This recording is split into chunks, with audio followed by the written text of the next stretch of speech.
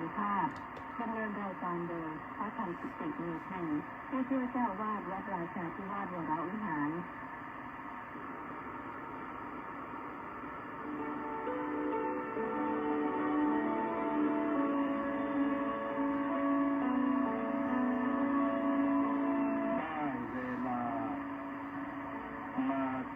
พุทธานุภาพเพื่อรับทราบพุทธธรรมคำสั่งสอนเสริมมงคลให้ชีวิตก่อนหลับนอนปลาพักผ่อนสุขสบายกายใจเทิน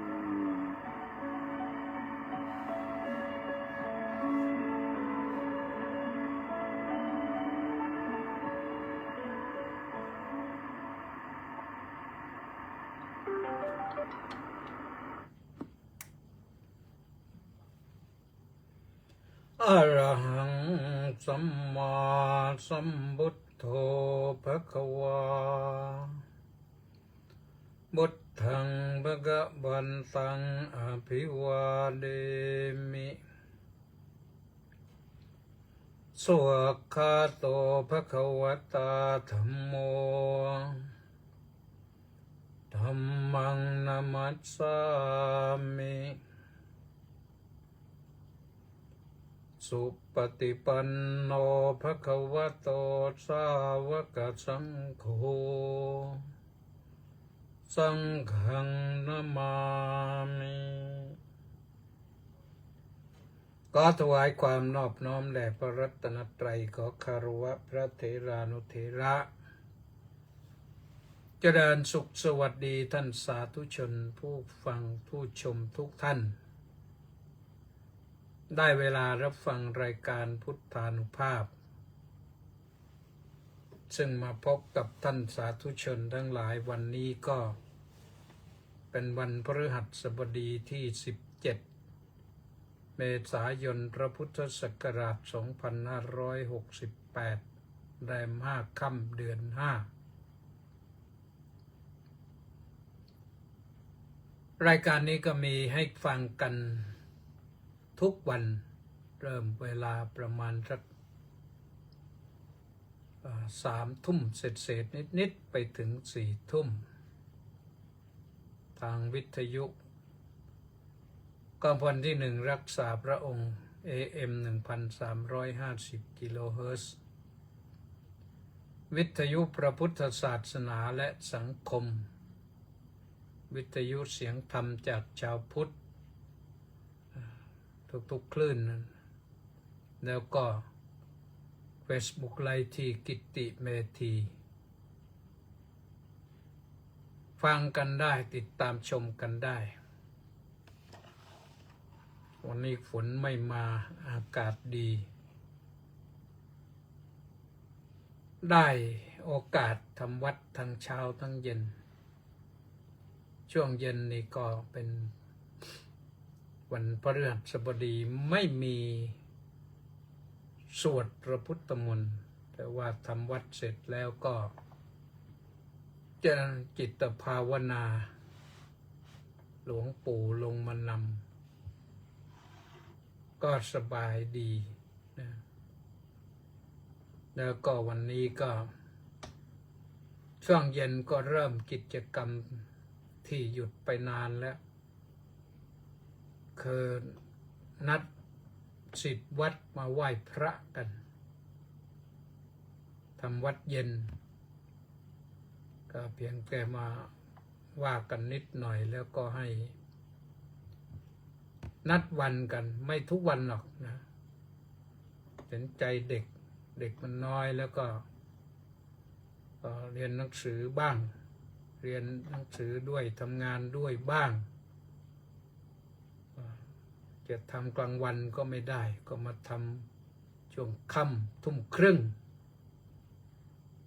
ที่นัดแรกนี้ก็นัดวันเสาร์อาทิตย์ไปก่อนก็เห็นพร้อมหน้าพร้อมตากันพอสมควร วันนี้ต้องขออนุโมทนากับท่านพระครูสุนทรศรีละคุณวัดหัวเกาะรุ่งปากพนังนี่ท่านมาก่อนใครเลยนะสาธุสาธุครับแล้วก็บินคิมก็มากราบนมัสการพระเดชพระคุณท่านเจ้าคุณอาจารย์ด้วยความเคารพอย่างสูงครับเพราะงั้นสาธุแล้วก็มีอีกหลายท่านนะยุยจารุชาก็มาแล้วสาธุยุพาโรดโบก็กราบสาธุค่ะยุพา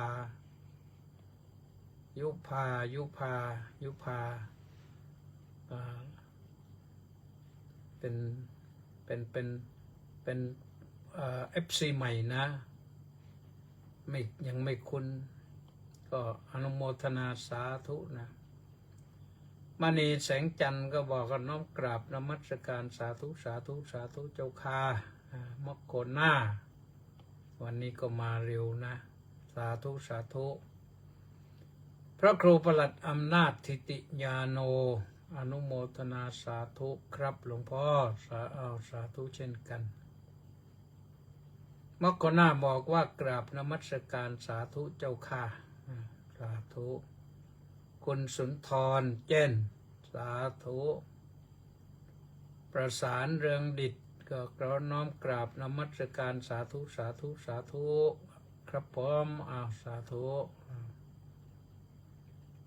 แล้วก็รังสรรค์เพชรแก้วโอ้มาจากเวอร์จิเนียนนอเมริกานนสาธุสาธุกราบพระเดชพระคุณด้วยความเคารพอย่างสูงครับกระผมสาธุเอาเท่านี้ก่อนเลยกันมึงเจโสกราบนมัสการเจ้าข้าเอาแค่เจโสก่อนแล้วกันนะ ก็ต้องขออนุโมทนากับวัดป่าบันเนินพร้อมด้วย FC อีก729คนออนไลน์มารอก่อนใครสาธุสาธุแล้วก็ต้องอนุโมทนาบุญกับคนโยมแม่ทองดีบุญประเสริฐที่ร่วมกองบุญหนุนกองธรรมมา 1,000 บาทโดยการประสานส่งของท่านดร.สมชายบุญสุนขออนุโมทนาสาธุนะคุณแม่นี่ใจบุญมากนะขอให้มีสุขภาพพลานามัยสมบูรณ์นะเจริญในพระธรรมของพระสัมมาสัมพุทธเจ้าห่างทุกข์ห่างโศกห่างโรคห่างภัยนะสาธุสาธุท่านสาธุชนทั้งหลายวันนี้มีข่าวที่จริงข่าวเยอะแหละแต่ข่าวที่จะบอกญาติโยมนี่เป็นข่าวจากสำนักอนามัยวชิระพยาบาลและก็ศูนย์บริการสาธารณสุข6เขตดุสิตร่วมกันนะได้จัดทีมงานคุณหมอมาตรวจสุขภาพครบวงจรนะที่วัดราชาธิวาสวิหารคงใช้ศาลาการประเรียนชั้นล่างนะกว้างขวางดีในวันที่25นะเมษายนนี้ตั้งแต่9 โมงไปถึงบ่าย2 โมงขอเชิญทุกท่านนะไปรับบริการได้เบื้องต้นก็ตรวจคัดกรอง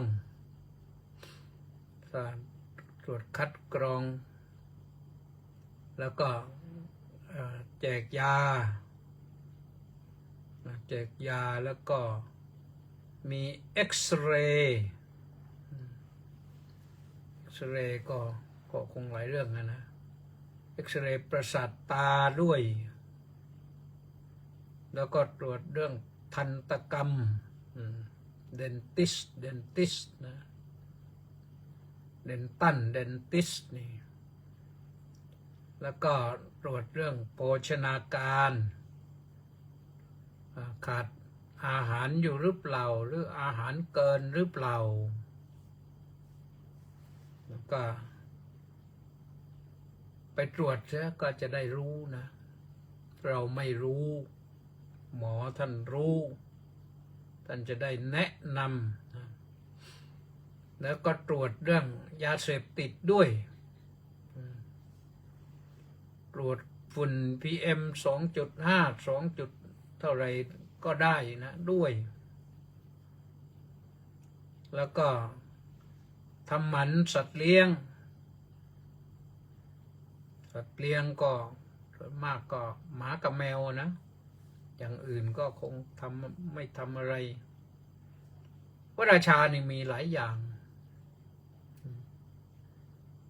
แต่ว่าเราไม่ได้เลี้ยงมันอยู่ตามธรรมชาติปลาก็เยอะปลาสวายเยอะเดี๋ยวนี้ปลาดุกตัวใหญ่ๆก็เยอะนะแล้วก็มีแถมแลบลิ้นแผลบมาก็เยอะก็เราไม่ได้เลี้ยงมันวรนุชเที่ยวหากิน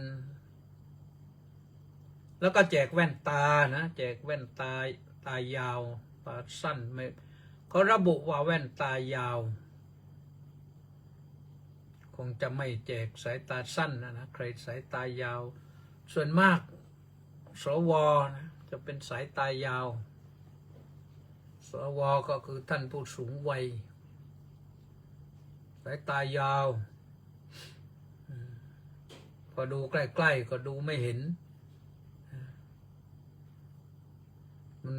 ตามมองไปไกลนู่นไปเห็นไกลๆนู่นแหละเห็นก้อนเมฆบนท้องฟ้าเต็มไปหมดเลยแต่พอมาตัวหนังสือใกล้ๆนี่มองไม่เห็นก็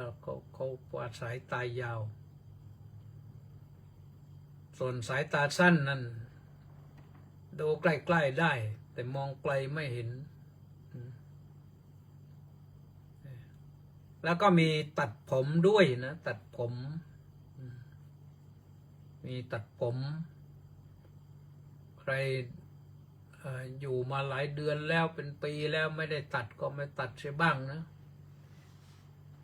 ผมไม่ใช่ของสวยของงามเกศาเนี่ยสีก็ไม่สวยยิ่งไว้นานๆก็ไม่รู้เป็นสีอะไรนะรูปร่างก็ไม่เห็นว่ามันจะเป็นวิเศษวิโสอะไรนะมันรสทรงมันก็ไม่มีอะไรหรอกนะผมแล้วก็ที่อยู่ที่เกิดที่อยู่มันก็อยู่ในมันงอกในผมนี่มันงอกในน้ำเลือดน้ำเหลืองบนศีรษะนี่ถ้าหนังศีรษะไม่มีเส้นเลือดไม่มีน้ำเหลืองก็ผมก็อยู่ไม่ได้ก็หล่นหมดนะทีนี้ก็สำหรับผู้ที่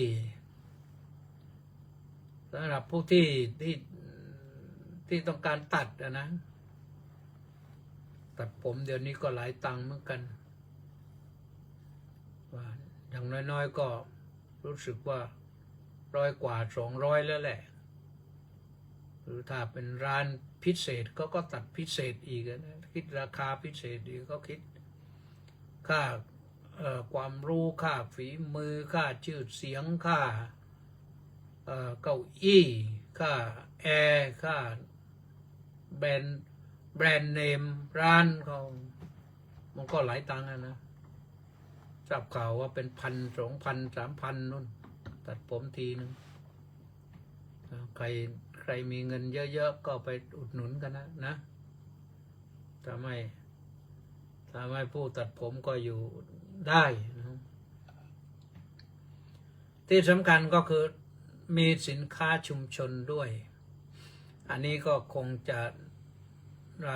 ดำเนินการโดย ประธานชุมชนด้วยนะภาสกรประธานชุมชนวัดราชาธิวาสเนี่ยก็ขยันกันแข็งอยู่เห็นวันก่อนบอกว่าลาพักแล้วทำไปทำมาอ้าวมาเป็นอีกเพราะไม่มีใครเป็นตอนเป็นนี่ต้องเสียสละเหมือนกันนะเพราะฉะนั้นนะท่านสาธุชนอยู่ใกล้วัดไกลวัดฟังเสียงนี้แล้วจะไปตรวจไปดูก็ได้นะไปลุงทอนเนี่ยไปตรวจเสียหน่อยก็ดีนะ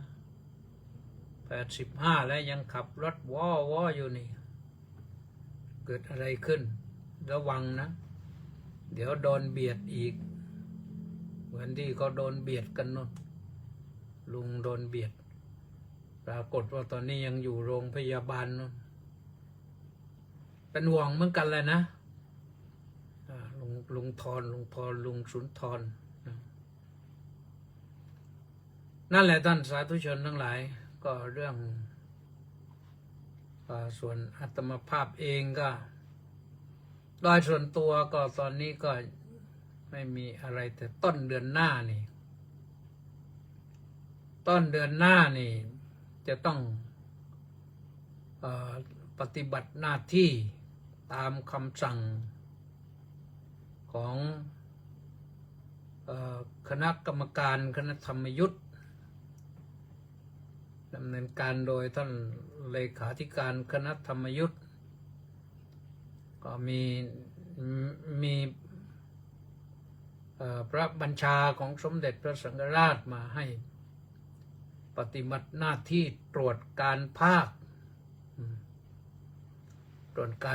ก็คือไปตรวจในภาคใต้อีกนั่นแหละภาค16 17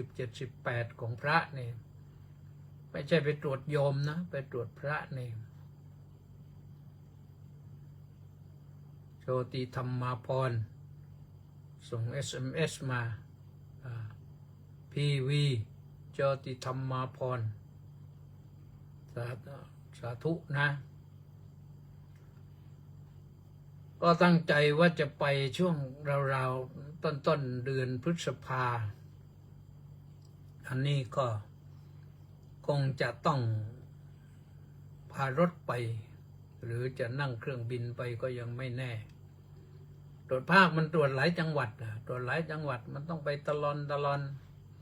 จะนั่งเครื่องบินก็มันไม่มีเครื่องบินให้นั่งทุกจังหวัดไปนะแต่ว่าออกจากกรุงเทพไปนี่ก็ไกลพอใช้ได้ต้องใช้ค่าน้ำมันเติมรถนี่หลายหมื่นเลยหลายหมื่นญาติโยมจะช่วยส่งเสริมกิจการพระกับพระธรรมกิตติเมธีก็ได้นะตามแผนนั้นต้องไปโน่นแหละอย่างน้อยที่สุดก็ถึงปัตตานีเพราะเขตรับผิดชอบไปถึงปัตตานีถึงนราธิวาสแต่ว่าเวลาจะไปได้ถึงไหนก็ต้องว่ากันไปนะตั้งแต่ระนองไประนองพังงาภูเก็ตกระบี่ตรังพัทลุงสงขลาสตูลปัตตานียะลานราธิวาสอาจจะย้อนกลับมาทางนครศรีธรรมราชสุราษฎร์ธานีชุมพรกลับถึงวัดก็ไปหลายรูปนะไม่ใช่ไปคนเดียวไม่ใช่ไปรูปเดียวต้องมีรถกันอาจจะเป็นขบวนไปแหละนะอันนี้ก็ต้องปฏิบัตินะมีพระบัญชาออกมาแล้วก็ต้องปฏิบัติไปเราเกิดภาคใต้ท่านให้ไปดูแลภาคใต้ก็ช่วยงานคณะสงฆ์ไปตรวจการเฉพาะวัดของคณะธรรมยุทธนะถ้าตรวจทั้งหมดนี่ก็เยอะเหมือนกันนะเดี๋ยวนี้เราปกครองแยกกันธรรมยุทธก็ปกครองธรรมยุทธ างฝ่ายมหานิกายก็ปกครองฝ่ายมหานิกายนี่ผลเดือนนี้หรือวันเดือนหน้านี่ก็จะมีคำสั่งใหม่อีกปรับปรุงผู้ดูแลชุดเก่าก็จะหมดวาระลงที่เป็นเจ้าคณะภาคนะชุดใหม่ก็จะมาทำหน้าที่ต่ออีกก็พระนี่ท่านจะอยู่กันวาระละ4 ปีเหมือนใครอ่ะโยมฝ่ายโยมก็ไม่4 ปีแล้วเดี๋ยวนี้ปี2 ปี3 ปีเขาก็ย้ายแล้วไปโน่นไปนี่แต่พระนี่ต้องอยู่ไปส่วนมาก4 ปีถ้าต่ออีกสมัยนึงก็8 ปีก็ทุแล้วแต่นะ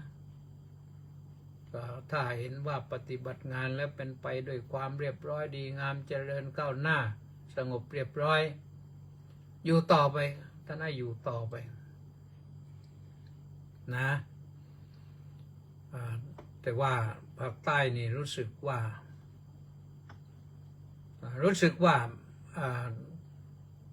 ฟังข่าวจากกรมอุตุนิยมวิทยาว่าฝนจะหนักนะฝนจะหนักทั้งระนองทั้งพังงาทั้งภูเก็ตทั้งกระบี่แล้วมา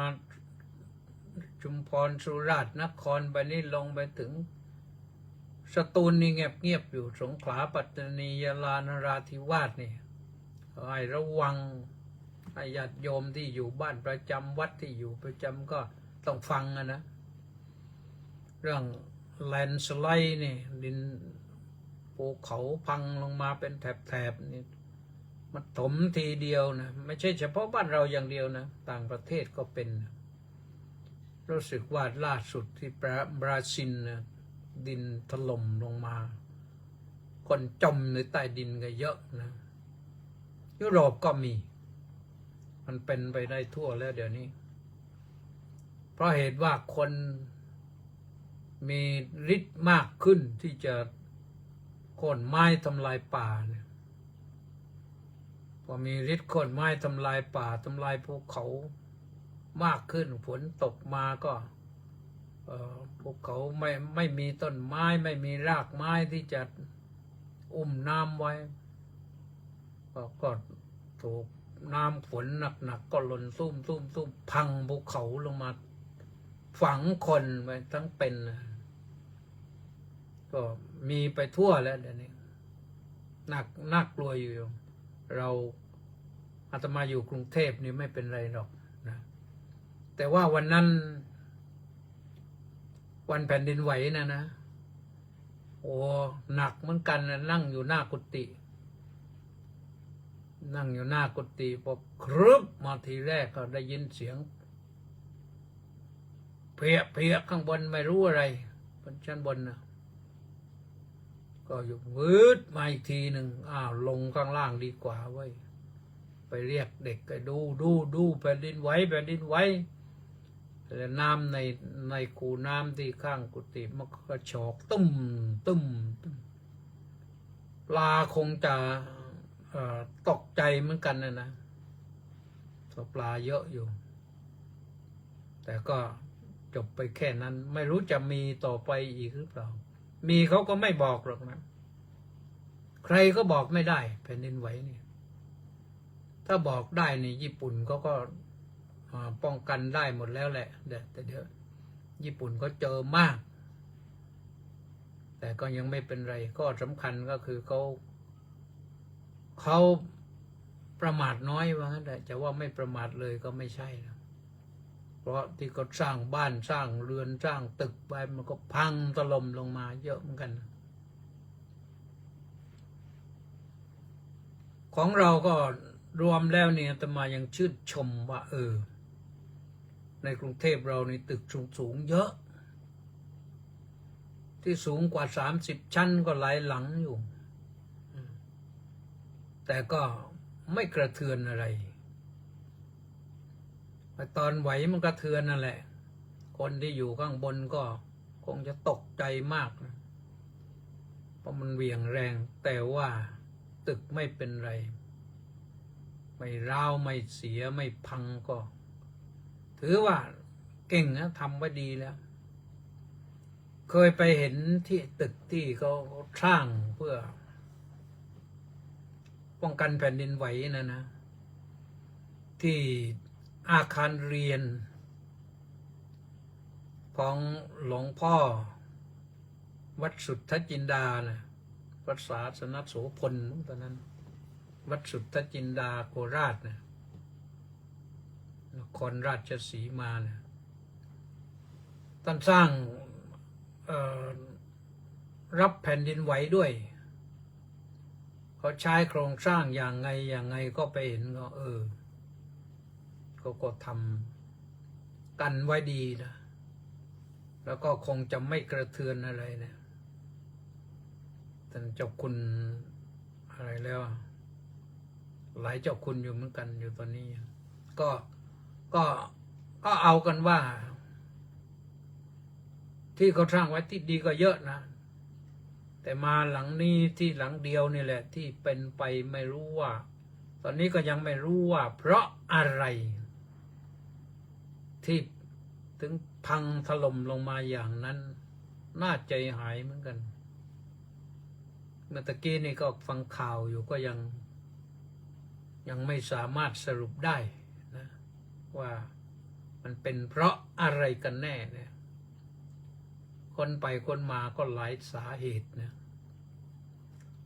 เอาละท่านสาธุชนทั้งหลายวันนี้ก็พูดเรื่อยไปตั้งใจว่าวันนี้จะพูดเรื่องผู้ปฏิบัติธรรมผู้ปฏิบัติธรรมคืออะไรปฏิบัติอย่างไรนะถ้าเราตามไปดูในพุทธกาลนะเราศึกษาต้องดูเบื้องต้นที่มาที่ไปพระพุทธเจ้าให้ใช้สตินะสติคือความระลึกรู้มองในแง่ของการศึกษาก็คือจะให้รู้ความจริงอะไรมันก็ต้องทำงานวิจัยการวิจัยก็ต้องสืบค้นอดีตเช่นจะทำงานเรื่องผู้ปฏิบัติธรรมอย่างเนี้ยก็ต้องสืบค้นอดีตว่าอดีตก็ปฏิบัติกันอย่างไรพระพุทธเจ้าทรงแนะนำว่าอย่างไรคนในยุคพุทธกาลก็ปฏิบัติกันอย่างไรแน่นอนละมันมีเหตุต่างกันแต่จะต่างกันอย่างไรพระพุทธองค์ก็มีมาตรฐานในการปฏิบัติอย่างครั้งพุทธกาลเนี่ยอาตมาก็เคยพูดว่าคนที่มาฟังธรรมในยุคพุทธกาลฟังจากพระโอษฐ์ของพระสัมมาสัมพุทธเจ้าเนี่ยคนเหล่านั้นเขาเรียกว่ามีปุพเพกตปุญญาตาสร้างบุญไว้มากบุญเก่าให้ได้มาเกิดร่วมยุคร่วมสมัยกับพระพุทธเจ้าไม่น้อยที่ฟังพระพุทธเจ้าเทศกันเดียวเขาบรรลุธรรมเป็นพระอรหันต์เลยอย่างตอนปัญจวัคคีย์นั่นกันที่สองฟังกันที่สองก็ได้บรรลุพระอรหัตผลเป็นพระอรหันต์เลยการปฏิบัติธรรมของท่านทั้งห้านั่นศีลท่านพร้อมอยู่แล้วจิตของท่านพร้อมแล้วท่านสั่งสมมามากทั้งอดีตชาติทั้งปัจจุบันชาติพระพุทธเจ้าทรงพิจารณาแล้วเห็นว่าทั้งห้านี้มีอินทรีย์แก่กล้าอินทรีย์คืออะไรอินทรีย์คือสัตทินทรีย์ มีความเป็นใหญ่คือศรัทธาเนี่ยท่านเข้มข้นศรัทธาที่จะปฏิบัติธรรมนะวิริยินทรีย์คือความกล้าหาญที่จะทำจะปฏิบัติสตินทรีย์คือมีสติที่ยิ่งใหญ่เข้มข้นมีสมาธินทรีย์ก็ฝึกสมาธิกับพระสัมมาสัมพุทธเจ้ามาตั้ง6 ปีนะแล้วก็ปัญญินทรีย์ท่านได้พิจารณาเรื่องต่างๆมามากพิจารณาเป็นเรียกว่าเจริญสมถะมาเยอะอาจจะมีวิปัสสนาบ้างแต่อ่อนๆนี่ท่านทำแก่กล้ามาแล้วนะเพราะฉะนั้นก็แสนดีเทอำรงบอกว่าแชร์แล้วสาธุนะบอกญาติโยมทั้งหลายด้วยที่ติดตามสดับรับชมอยู่ทางเฟซไลน์นี่นะฟังแล้วก็แชร์ไปให้เพื่อนได้รับรสพระธรรมบ้างนะเป็นบุญเป็นกุศลให้ธรรมะเป็นทานชนะการให้ทั้งปวงนะนอกจากอินทรีย์ทั้ง5แล้วเนี่ยท่านก็เรียกว่าฝึกฝนมาครบเครื่องเพราะฉะนั้นพระพุทธเจ้าทรงแสดงเรื่องอนัตตลักษณะสูตรว่าด้วยเรื่องรูปขันธ์เวทนาขันธ์สัญญาขันธ์สังขารขันธ์วิญญาณขันธ์นี่เป็นรูปูปาทานเวทนูปาทานสัญญูปาทานสังขารูปาทานวิญญาณูปาทานเนี่ยอุปาทานเนี่ยยึดมั่นถือมั่นในรูปในเวทนาในสัญญาในสังขารในวิญญาณเนี่ยมันติดอยู่ท่านสอนให้ปล่อยวางเพราะปล่อยวางได้ก็ทุกอย่างมันไม่มีอะไรท่านก็ได้บรรลุธรรมแต่พระยศฟังอนุปปิกถาก็ได้ดวงตาเห็นธรรมฟังครั้งที่2อนุปปิกถาและอริยสัจ4ก็บรรลุพระอรหันต์อรหัตผลบิดาของท่านพระยศก็ฟังอนุปปิกถาและก็อริยสัจ4ทีเดียวแต่นั้นบรรลุธรรมเลยได้โสดาบันเลยเนี่ยความต่างกันอย่างนี้นะนั่นในสมัยพุทธกาลซึ่งมีอีกมากนะ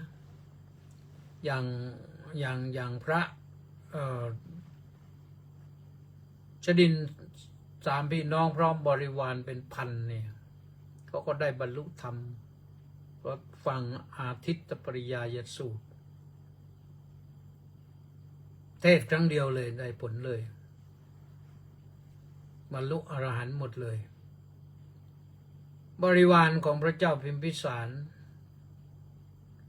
นับจำนวนหมื่นจำนวนแสน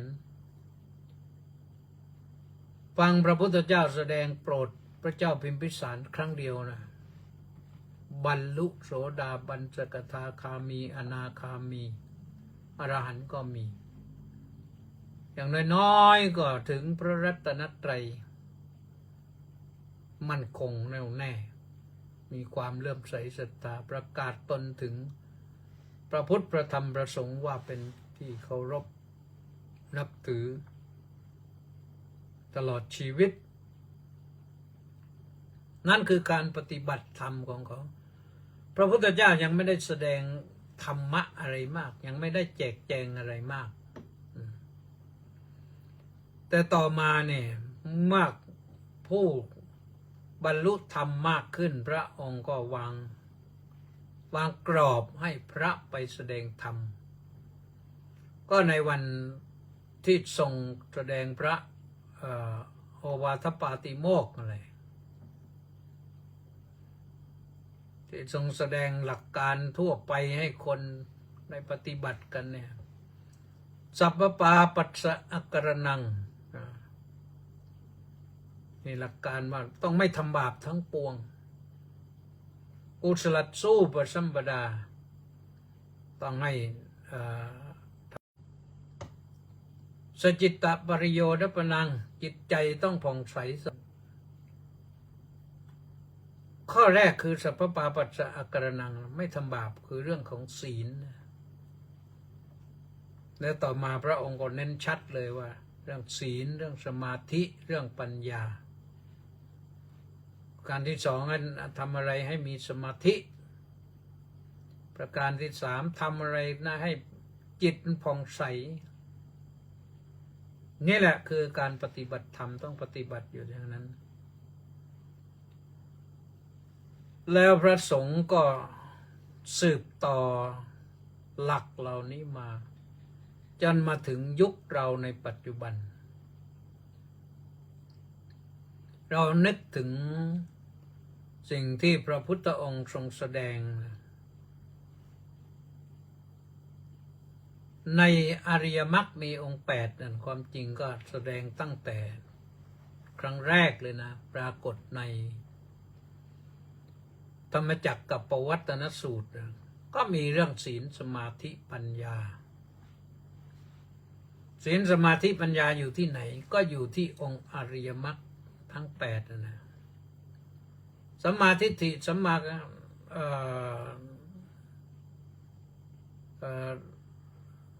สังกัปปะสัมมาสังกัปปะนั่นเป็นปัญญานะและเป็นอธิปัญญาด้วยปัญญาอย่างยอดอย่างเยี่ยมสัมมาวาจาสัมมากัมมันตะสัมมาอาชีวะนี้เป็นศีลนะพูดจาต้องมีศีลการดำรงชีพต้องมีศีลการทำงานต้องมีศีล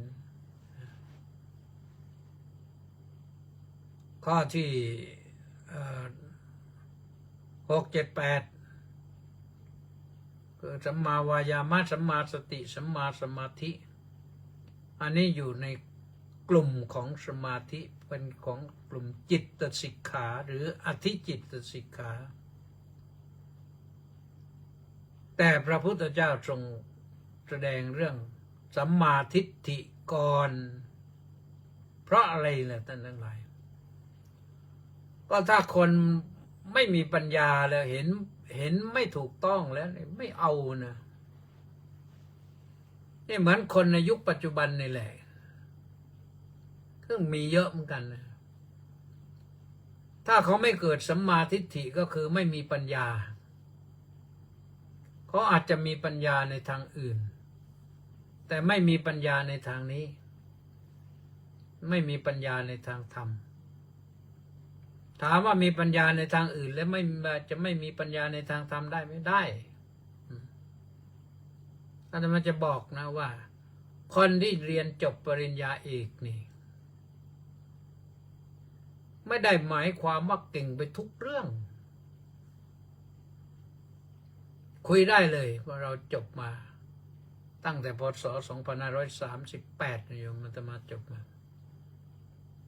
48 58 68 30 ปีพอดีแล้วนี่จบปริญญาเอกมาDoctor of Philosophy นี่30 ปีพอดีแล้วก็เห็นมาตลอดมาถึงตอนนี้รุ่นลูกศิษย์ผลิตลูกศิษย์มาก็เยอะเขาไม่ได้เก่งไปทุกเรื่องเราก็ไม่ได้เก่งทุกเรื่องเก่งเฉพาะเรื่องที่เราเรียนเรารู้ไม่ใช่เหมือนพระพุทธเจ้าพระพุทธเจ้านะเก่งทุกเรื่องนะนี่คือเรื่องของการค้นพบสัจธรรมคนอื่นๆนะเขาค้นพบเหมือนกันค้นพบต้องสิ่งที่เขาต้องการรู้เช่นหมอก็ต้องแยกหมอต้องแยกหมอฟันหมอตาหมอ จมูกหมอหูหมอผิวหนังหมอหัวใจหมอตับหมอไตหมออะไรเขาเก่งเฉพาะทางไปพอไปถามเรื่องอื่นเขาก็ตอบไม่ได้เพราะเขาไม่ได้ผู้ชำนาญการในทางนั้นมาถามแล้วทำกิตติเมธีก็เหมือนกันนะถึงจบมา30 ปีแล้วเนี่ยตามเรื่องที่เราไม่ได้ศึกษามาเราก็ไม่รู้เพราะฉะนั้นเราให้เครดิตในสาขานั้นวิชานั้นว่าเขาเก่งแต่ถ้าเขาแสดงฤทธิ์อวดอำนาจว่าเราเก่งกันนั้นก็เก่งกันนี้ก็เก่งอย่าเพิ่งเชื่อนะอย่าเพิ่งเชื่อหมออาจจะเก่งในเรื่องปฏิบัติธรรมได้ก็ทำได้นะเป็นหมอก็ทำได้คือทุกคนแหละสามารถศึกษาทำได้เพิ่มเติมให้เกิดความรู้แล้วก็ปฏิบัติถูกต้องเป็นทหารก็ได้เป็นตำรวจก็ได้เป็นข้าราชการพลเรือนก็ได้เป็นนักธุรกิจก็ได้ที่เขามาศึกษาธรรมะอย่างจริงจังเนี่ยเขาก็ได้แต่ถ้าหากว่าศึกษาเข้าใจแล้วต้องเข้าใจว่าการปฏิบัติธรรมนั้นต้องเริ่มที่ศีลนะเริ่มที่ศีลคือสร้างระเบียบวินัยให้ตัวเองก่อนและศีลนี้ต้องเป็นศีลของพระอริยเจ้าเริ่มที่ศีล5นี่แหละศีล5เป็นศีลของพระอริยเจ้าเมื่อเดินไปตามศีล5แล้วไม่ผิดการที่ตั้งจิตตั้งใจเว้นเด็ดขาดไม่ฆ่าสิ่งมีชีวิตมีลมปราณเนี่ยตั้งใจเด็ดขาดไม่ลักไม่ช่อไม่ทุจริตไม่คอร์รัปชันเนี่ยไม่เอาสิ่งที่เขายังไม่ให้เนี่ยตั้งใจเว้นจากความประพฤติผิดในกามทั้งหลายกามที่มันเกิดมาทางตาทางหูทางจมูกทางลิ้นทางกายทางใจอย่างเดียวตั้งใจเว้นเด็ดขาดจากการกล่าวคำที่มันเท็จคำที่ส่อเสียดคำที่หยาบคายคำที่เพ้อเจ้อและตั้งใจเว้นจากสิ่งเสพติดที่ก่อให้เกิดความมึนเมาให้โทษทำให้ตนตั้งอยู่ในความประมาทเนี่ยนี่ศีล5นี่แหละใหญ่โตนะเป็นหลักสากลเลยแหละเป็นหลักสากลเลยถ้าเริ่มที่ศีลได้เรียกว่าเริ่มปฏิบัติธรรมถูกทางแต่นั้นเริ่มนะขั้นต่อไปก็คือต้องเมื่อศีลดีแล้วต้องมุ่งไปถึงจิตก็คือฝึกจิตให้มีสมาธิคำว่าสมาธิมีตั้งแต่สมาธิในการทำงานเราทำงานไม่ให้จิตฟุ้งซ่านทำอะไรก็ทำนั่นไปอ่านหนังสือก็อ่านหนังสืออย่างมีสมาธิเขียนหนังสือก็เขียนอย่างมีสมาธิพิมพ์หนังสือก็พิมพ์อย่างมีสมาธิแล้วมันจะไม่ผิดพลาดนะแล้วต่อไปถึง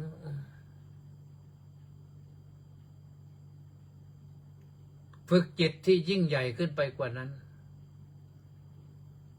ฝึกจิตให้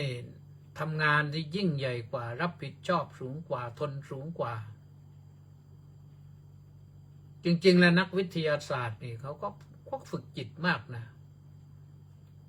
ก็ทิ้งทุกสิ่งทุกอย่างไว้คิดอย่างใดอย่างหนึ่งเนี่ยจนกระทั่งว่าหนวดเคราก็ไม่ได้คนผมเป้าก็ไม่ได้ตัดเนี่ยแต่ไม่รู้อาบน้ำกันหรือเปล่านักวิทยาศาสตร์นี่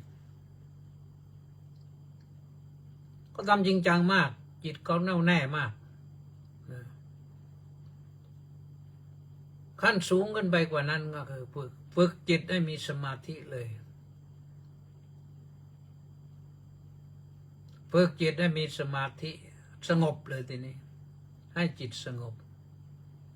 จิตสงบจนเรียกว่าได้นู่นน่ะจนถึงระดับที่เรียกว่าฌานนะฌานที่1ที่2ที่3ที่4รูปฌานจิตสงบนิ่งแน่วแน่อันนั้นนะเป็นอธิจิตเป็นอธิจิตฝึกจิตไปแล้วฝึกจิตได้แล้วก็อย่าไปอยู่แค่จิตนะต้องฝึกปัญญาด้วยเมื่อจิตสงบดีแล้วพระพุทธเจ้าให้ไปให้ถึงปัญญาถ้าไม่งั้นเราไปติดอยู่แค่จิตสงบและสบายแล้วนี่ออกจากสมาธิมันก็เหมือนเดิมเหมือนเดิมเพราะฉะนั้นนะ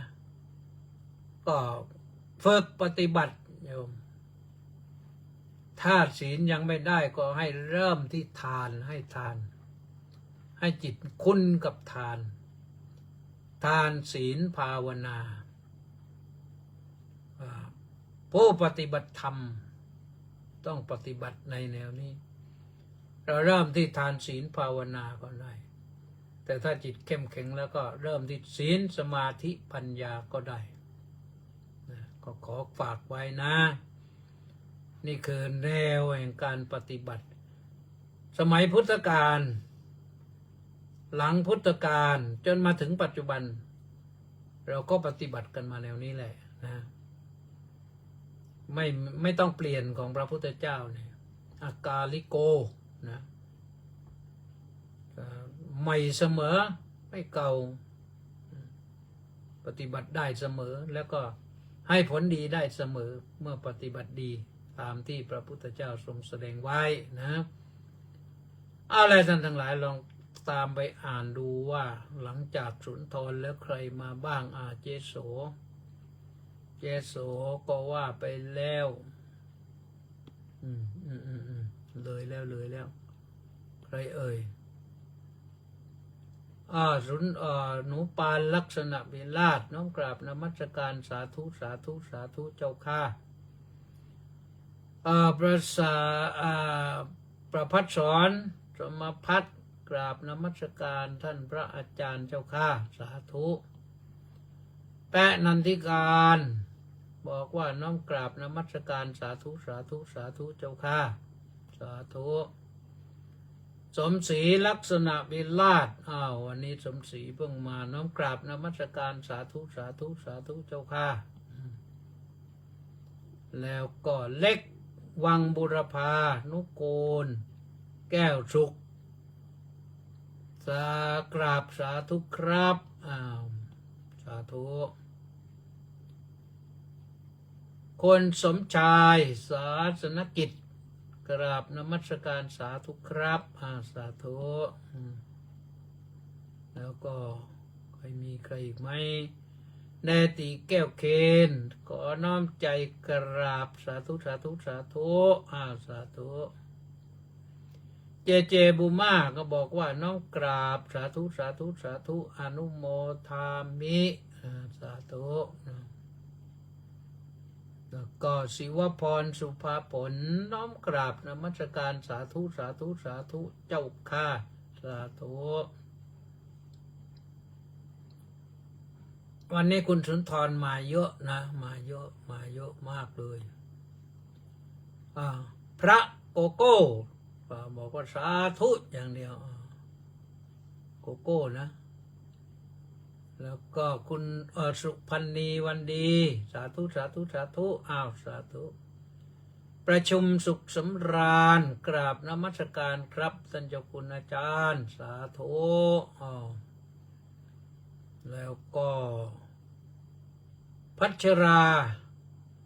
สมมาตรกราบนมัสการครับผมพัชระไม่ใช่พัชรานะพัชระนะครับนี่ แล้วก็ต้าสิทธิมงคลบอกว่านมัสการสาธุครับสาธุสริตพงษ์เตสะบำรุงสาธุครับพระอาจารย์สาธุ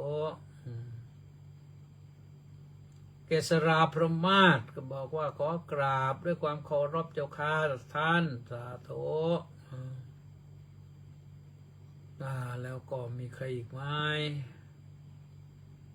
คนอื่นไม่รู้แล้วสุนทรมาเยอะเลยนี่ใครไม่มาสุนทรก็มาเลยนะกิมเอ็นบนแท่นบอกว่ากราบนมัสการเจ้าค่ะสาธุสาธุสาธุสาธุเจ้าค่ะสาธุ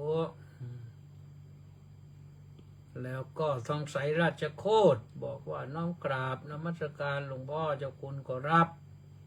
สาธุสาธุสาธุสาธุ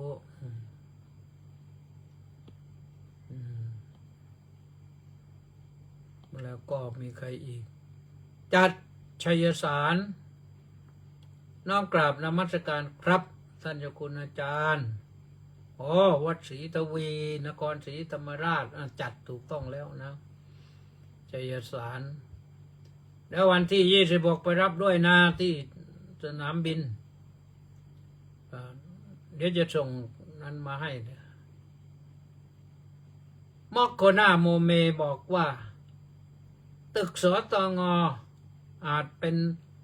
กรรมบันดาลให้รู้ถึงความชั่วไม่ใช่ไม่รู้ใครชั่วร้ายอย่าไปว่าเขานะเราก็ไม่รู้ใครแต่ไปทำโมเมสรนังวรังไม่ได้นะขอไม่อ่านตรงนี้นะคนหาผู้ติดซากตึกว่ายากมันไปเลยก็ฟังเขาวิพากษ์วิจารณ์แล้วเบื่อนะเรายังไม่รู้นี่มันเราไม่ได้เห็นกับตาอย่าจะไปว่าเขาไว้ก่อนให้มันชัดเจนก่อนว่าใครทำอะไรไว้เราจะได้รู้ถึงวันนั้นก็ว่ากันนะเฉลิมชัย AS กราบถวายความเคารพอย่างสูงครับสาธุคุณเกศรแย้มกราบสาธุสาธุสาธุสาธุเวลาจะหมดแล้วทันหรือเปล่าเนี่ยทันหมดแล้วแค่นี้นะก็เป็นนั้นว่าอ่านให้หมดเลยวันนี้นะเอาละท่านสาธุชนทั้งหลายวันนี้ก็เป็นวันพฤหัสบดีนะวิหปติวาโรแต่ว่าปีนี้นี่เลยเดือน5แล้วนี่มันเป็นปีมะเสงแล้วนะคือเขาบอกตามโหราศาสตร์นะก็ว่าวันพฤหัสนี่ไม่ดีปีนี้นะไม่ดีวันศุกร์นู่นวันศุกร์เป็นอาทิตย์บดีเป็นธงชัยทำอะไรก็ทำวันศุกร์ก็ว่างั้นก็ดีวันศุกร์ก็มีสุขนะมีสุขก็ทำอะไรมีความสุขก็ดีที่สุดเลยเอาละนะเราก็ได้เดินทางมาถึงช่วงสุดท้ายของรายการพุทธานุภาพก็ยังจะมีอยู่ต่อไปขอความสิ่งที่ดีงามทั้งหลายนะเราขึ้นปีใหม่สงกรานต์แล้วรับโชครับทรัพย์กันแล้วก็ขอให้มีความสุขสบายกายใจสุขภาพแข็งแรงพลานามัยสมบูรณ์นะมีพระพุทธานุภาพธรรมานุภาพสังฆานุภาพพิทักษ์ปกป้องคุ้มครองรักษามีเทวานุภาพมาช่วยดูแลรักษามีบุญญานุภาพมาสนับสนุนให้ประสบความสำเร็จในสิ่งที่ดีงามทุกสิ่งทุกประการตามต้องการตามปรารถนาวันนี้ก็ต้องขอเจริญพรลาขอพบกันใหม่วันพรุ่งนี้สวัสดี